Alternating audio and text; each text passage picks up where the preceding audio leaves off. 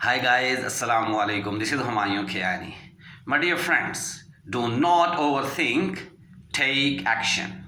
Yes, my dear friend, most of the time we have greater plans. We want to do something big in our lives. We would like to achieve something big in our lives, but unfortunately, we do not take action. Do you know why?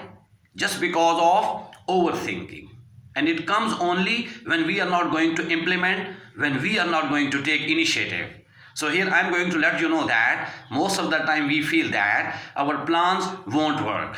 It is the imagination. It is only the invisible action which we are going to take in our minds. But if you want to make success, you need to implement. You must implement. So here I'm going to let you know that if you want to improve your personality, if you want to improve your spoken skill, if you want to improve your public speaking skill, you need to implement. Most of the time we think that we need to get admission.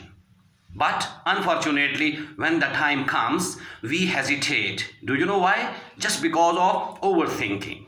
And one more important thing is that most of the time we think that we do not have enough money to go forward. But this is not the reality of life. My dear friends, I'm going to give you my personal example. Most of the time when I have started different activities, when I have started different courses, I was at the bottom rock.